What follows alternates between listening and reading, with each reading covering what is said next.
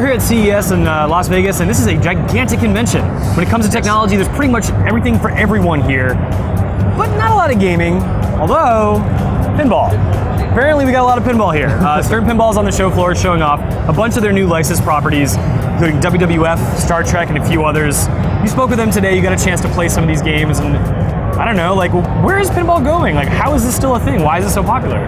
When you think about new gaming, we don't tend to think about pinball, but pinball is something that has continued to evolve, has continued to have new machines out. Some of the more popular ones that people are playing are the WWE, like you mentioned. Yeah. There's an off-road one. They have lots of licensed properties that you see in just kind of random places now. These bar gamecades are using things like The Walking Dead, the Lord of the Rings, like lots of these licensed properties that people recognize, and they, I want to try that out. Like, I love this movie or that game, and that's something to play with, but it's more than just like those old school pinball machines that we played when we were growing up. What, so like the flippers have evolved, so like there are John Cena's arms like hitting the pinballs and stuff? That's actually not too far off. Oh, really? So it's not quite like that. You do have different machines, like the tables themselves have kind of evolved and changed over time, and you're always trying to make them fun and interesting games. Like with the WWE one, there's a ring at the back where your ball can fight into, and you're switching around back and forth, and it's really cool, like you're fighting on the ropes. But I mean, behind the scenes, when you're looking at the machine itself, those are becoming easier to maintain. They're becoming lighter. Like the technology itself is evolving. It's not the same thing that it was 20 years ago. So it's cheap, right? These things must not cost a whole lot if it's evolving and becoming more simple? Well, I wouldn't say that it's cheap, but it's becoming something that people like us, people in our 30s who maybe grew up with pinball, want to try out, or things that bars and other gaming places where you might play games would want to invest in it. Let's get to the heart of the matter here. How much money are we talking?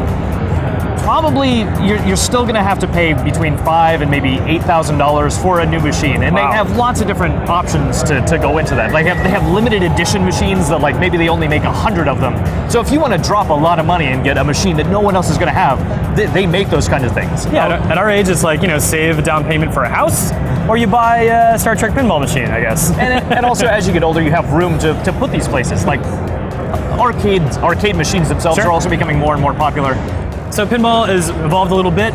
Where's it going in the future? What's left to sort of improve upon to get more people interested in something that a lot of people consider to be kind of a dying art in the gaming world? Well, part of that is becoming cheaper and making parts that are not only easier for people to work on at home. People, like if you're going to buy it for a bar, you don't need to necessarily want to have to pay a lot of money for someone to come in and repair it. Like making those parts easier, cheaper, making the parts themselves lighter. One thing that they're showing off here is that they used to have like a 20-pound power supply, and that's been replaced by something that's 5 pounds. So it's also something that's easier to move around.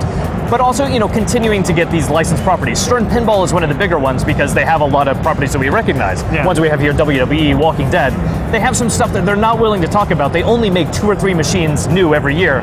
But I was told that maybe if you're into things that involve swords and dragons and boobs, there might be something that you're going to be interested in the coming couple years. Man, if they got a new Star Wars pinball machine, I would be all over that in like a year or 2. I was also told maybe Heroes and space and stuff like that is not too far off the table. But of course, hush hush, I don't know exactly what they're talking about, but I see what you did there with table. I got that. All right, well, so that does it. I mean, we got Stern Pinball here at CES. There's a whole lot of stuff to show, some weird, but some really cool gaming stuff as well. So stay tuned to GameSpot.com for more coverage throughout the week.